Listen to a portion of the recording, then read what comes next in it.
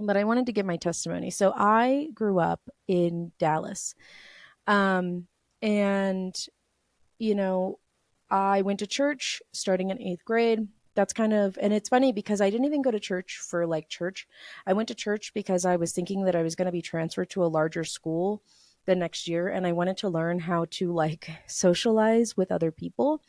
And alongside that, I ended up just getting to know Yeshua. And whenever I say Yeshua, I obviously mean Jesus Christ.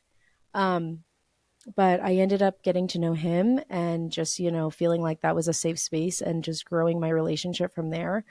But whenever I went to college, I ended up moving away from that because I ended up dating a person who um, very much took me away from that. And I ended up valuing, like boys over my relationship with Yeshua and with God. And I ended up moving, to Colorado where I live now and ended up starting my spiritual journey. And it's funny because I ended up coming back to Yeshua.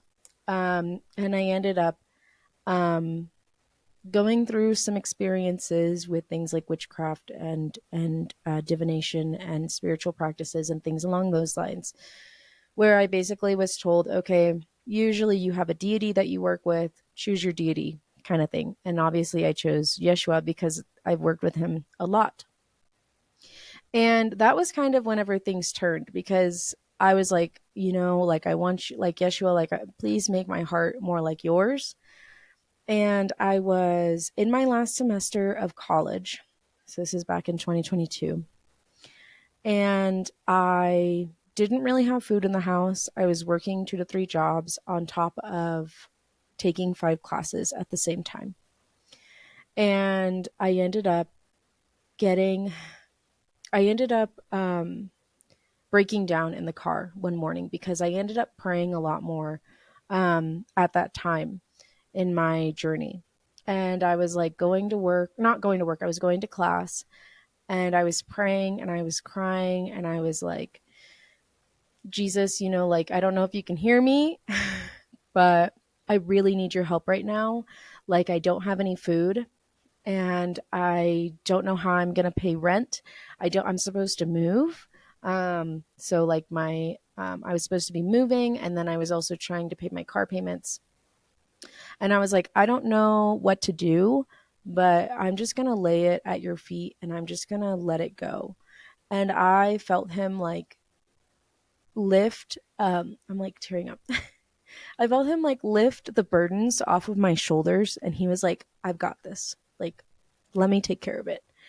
And so, um, as the week went on, I had applied to this work study job, which is like kind of crazy because I was like halfway through my last semester, but something in me was like, you should apply to this work study job. So I did, and I got it. Like, which was kind of crazy because like it was like October of and I graduated in December. Anyways, and it was a really, really easy work study job. Like he was like, you literally just show up, answer the phones, and do your homework. Like that's all you have to do. And so whenever I went in, the first day he's walking me around campus and he's like, so like, how's everything going? And I was like, oh well, this is the guy that I was working for. And I was like, oh well, I'm kind of struggling right now. And he was like, oh okay, well tell me about it. And I was like, oh well, I don't really have food right now. Like I don't have a lot of food. And he was like, oh, that's crazy because we actually have these like food trucks, not food trucks, but like these like food things that come in through the campus and they give out like it's like a food kitchen. And you basically can go and you just grab as much food as you possibly can carry and like I will help you carry some bags of food if you'd like, but let's get you some free food from this food kitchen that comes through. And then he's like, okay, well, how's, everything else going? Like, how are you doing on rent? And I was like, oh, well, I don't know how I'm going to make it, this week with, with this month with rent. And he was like, well, how much is your rent? And I was like, oh, it's, 1,200, 1,300.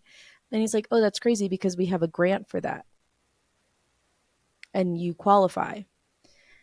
And I was like, oh. And then he's like, okay, well, how's your tuition? Like, do you have any leftover money on tuition? I was like, yeah, I have about $1,000 left over. I don't know how I'm going to pay that. And he's like, oh, really? That's crazy because we have a scholarship for that. And you should qualify for that as well. And he's like, is there anything else that you need help with? And I was like, well, I just want to make sure that I actually have money, like, so that way I can get more food or get gas or anything. And he's like, well, we have another grant. And that should help you with that. And it was like, and I was also moving, and so I needed money for the down payment of the new place that I was moving into.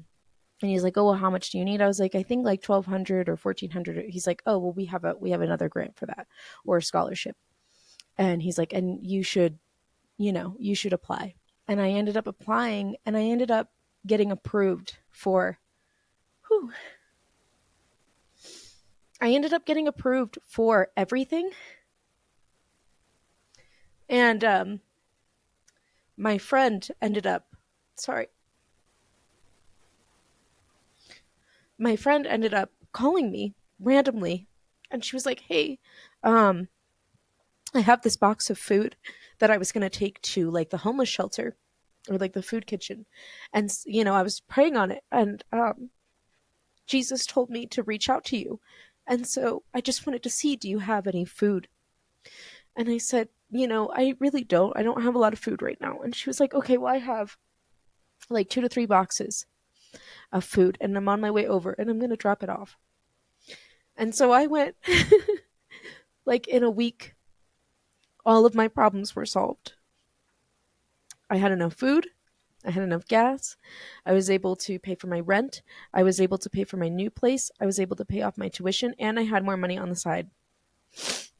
Sorry for like crying. Um, and that was kind of the moment that I was like, okay, there's like no turning back.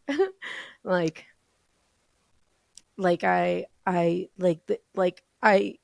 have never felt the presence of Jesus and God so strongly than in that moment.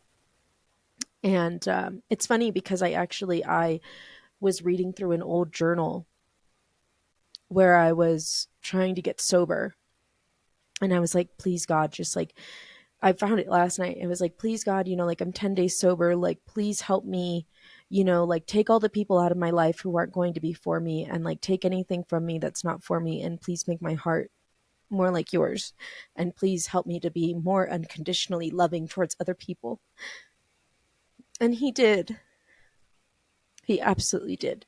And it's just so funny to like, not funny, but like, it's kind of crazy to like see how far I've come, even in the span of like 2 to 3 years.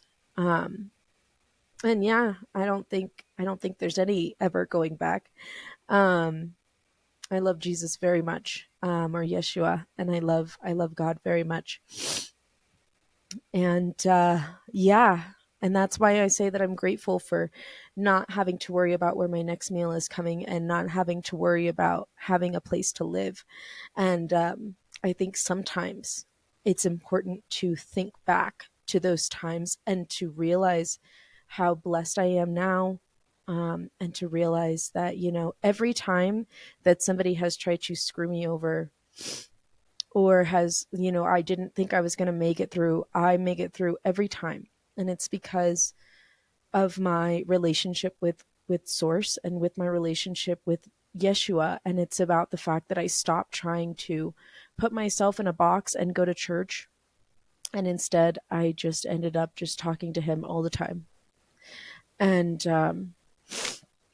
again, I'm not trying to push my religion down your throat or anything. I'm just saying that if you want to connect with God and with Source, um, sometimes it's easier whenever you go through Yeshua, and sometimes you can just talk to him, because he's a dad and he just wants the best for you. His love is righteous, but it is also just. So yeah, sorry for my tears. Let's move on to the next part.